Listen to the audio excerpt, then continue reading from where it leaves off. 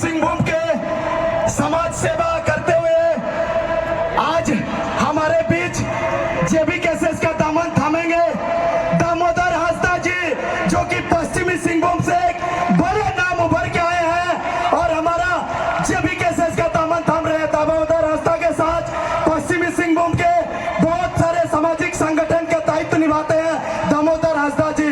आज के सबसे बड़े चेहरों में से एक है दामोदर हांसदा जी, जो कि पश्चिमी सिंहभूम और उस क्षेत्र के समाज सेवक के रूप में भली भांति उस क्षेत्र के अपना नाम जाने जाते हैं दामोदर हांसदा जी। मैं चाहूंगा आज इस महफिल में दामोदर हांसदा जी जेबी केसेस का दामन थाम रहे हैं, तालियों से उनका स्वागत करें। उसके साथ साथ दामोदर सिंह हांसदा के साथ साथ हमारे बीच सिद्धेश्वर सामड़ हैं, वो मानकी हमारे क्षेत्र से है, केरापीठ के मानकी चक्रधरपुर से बिलोंग करते हैं, वो भी साथ में आए। जितने भी दामोदर सिंह हांसदा के पूरे टीम है, आप सभी मंच पर आ जाएं, ज्यादा बेहतर होगा। दामोदर सिंह हांसदा के प्रेमचंद मुंडारी, नसीर चंपिया, सभी दादाओं से निवेदन करूंगा, हाथ जोड़कर निवेदन है, कृपया स्टेज को थोड़ा खाली करने का। झारखंडी भाषा कल्याण संघर्ष समिति निश्चित तौर पर नई जोश और नई उमंग के साथ इस क्षेत्र में काम करेगी और निश्चित तौर पर आने वाले समय में बाकी लोग उतर जाएंगे।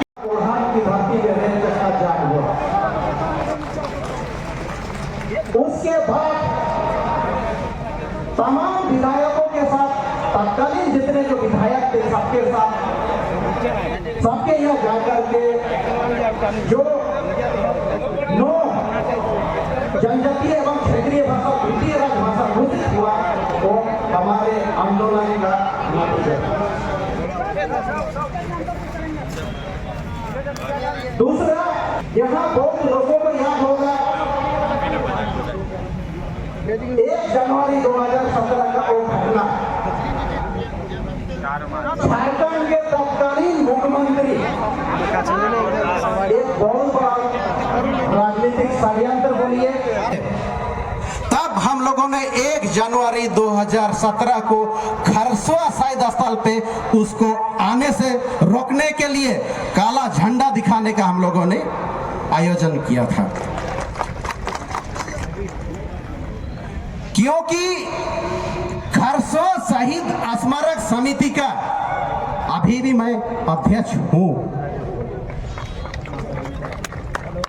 उस खरसुआ शहीद स्थल में जब CNT एक्ट, SPT एक्ट के संशोधन के विरोध में लोगों की भीड़, असंख्य भीड़ आई और मुख्यमंत्री जी को काला झंडा दिखाने लगे।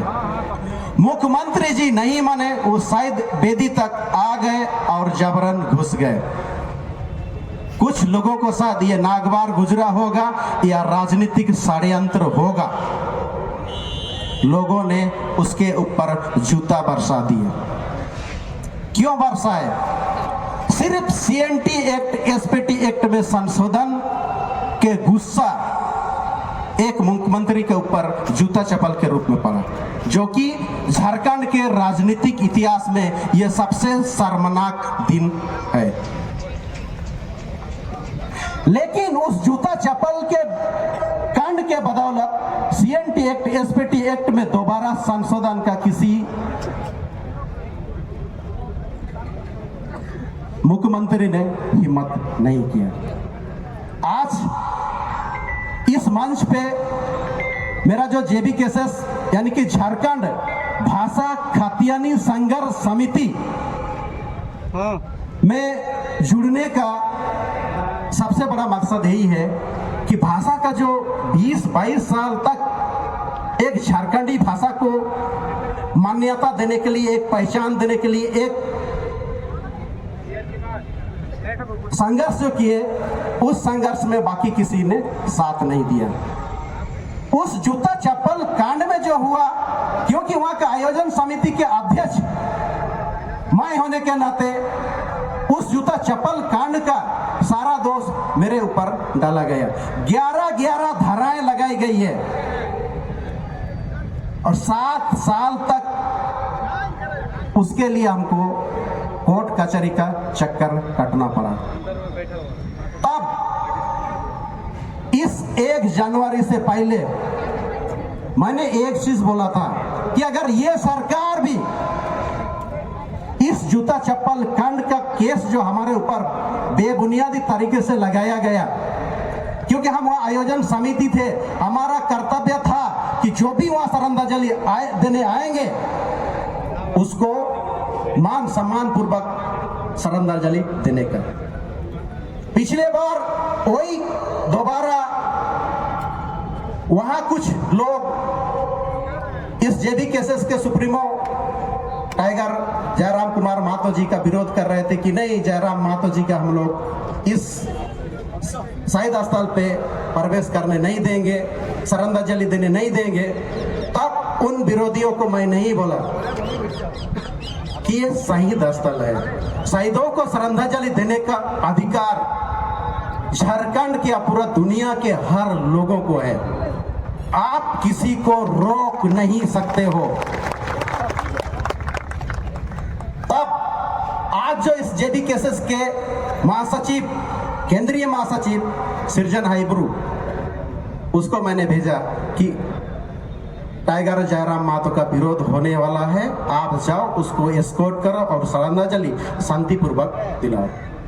तब सृजन हाइब्रू आगे आया और टाइगर जयराम महतो का पूरा काफिला को ले जा करके श्रद्धांजलि शांतिपूर्वक दिलाया।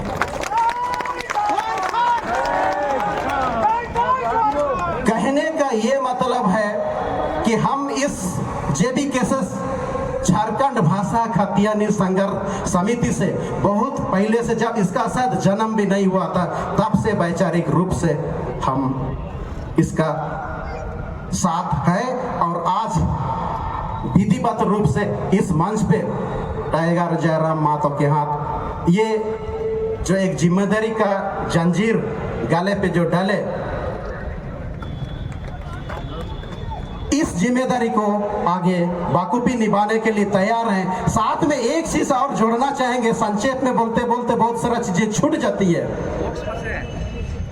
1 जुलाई से लेकर 14 अगस्त 2023 तक कोल्हान की धरती में हो भाषा को 8वीं अनुसूची में शामिल कराने के लिए 15 दिवसीय लगभग 500 किलोमीटर हम लोगों ने पैदल यात्रा किया था। शायद ये पैदल यात्रा का सबसे लंबा ये रूट था। लेकिन कोल्हान के तत्कालीन जो या वर्तमान जो सांसद महोदय है, एक दिन भी समर्थन देने नहीं आई। वहां के जो सिटिंग एमएलए उन लोगों भी हौसला अफजाई करने के लिए एक दिन भी इस पदयात्रा को साथ देने नहीं आए। ये सबसे बड़ी दुखद घटना है हो भाषा के लिए। 2012 में हम लोग दिल्ली गए थे हो भाषा को 8वीं अनुसूची में शामिल कराने के लिए। उस समय तत्कालीन मुख्यमंत्री माधु कोड़ा जी थे। माधु कोड़ा जी ने हो भाषा को 8वीं अनुसूची में शामिल कराने के लिए कुछ काम नहीं किया। उल्टा वहां पर धर्मेंद्र प्रधान जी, आज जो केंद्रीय पेट्रोलियम मंत्री हैं, उसने हमारे लिए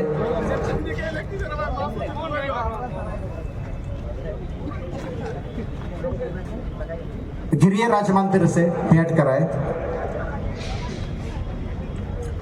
कहने का मतलब बहुत संक्षेप में जब बोलने को कहा गया है, 2018 में फिर हम लोग दिल्ली धरना को गए, फिर इस बार 21 अगस्त 2023 को धरना पे गए। गीता कोड़ा जी जो संसद है सिंहभूम से, हमारे साथ सड़क पे जरूर धरने पे बैठी, लेकिन नियम क्या था, उनका अधिकार क्या था, वो हमें सरकार के पास लेके जाते।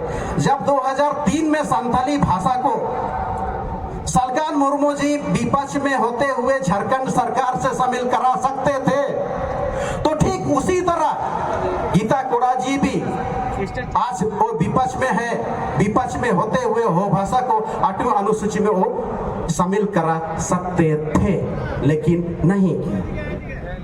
इसलिए हम पूरा सामाजिक संगठन के लोग कोल्हान में मुंडा मन की शासन व्यवस्था अभी भी है, सारे मुंडा मनकियों के साथ मिलकर के एक ही निर्णय हुआ, क्यों ना जब हम लोग 20-22 साल से भाषा को अष्टम अनुसूची में शामिल कराने के लिए संघर्षरत हैं।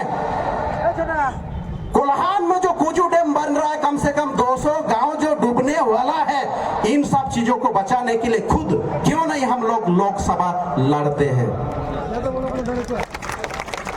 आज इस सोच के साथ जेबीकेएसएस में आए हैं कि यदि ये भाषा और खतियान बोलने से हासा या तो जमीन, जो जल जंगल जमीन जो हमारा बोलने वाले लोग जो हमारा बोलेगा भाई वो तो बेचे गई। शायद इस सब को रोकने के लिए भी मुझे एक जो संगठन की जरूरत थी वो जेबीकेएसएस के रूप में मिला। बस समय कम है, आप लोग यहाँ टाइगर जयराम मातो जी को सुनने आए हैं, आप लोग उनका बेसब्री से इंतजार कर ले, इसीलिए इन शब्दों के साथ मैं अपना वक्तव्य को और आप सबों को धन्यवाद देते हुए समाप्त करना चाहूंगा। आप सबों को धन्यवाद।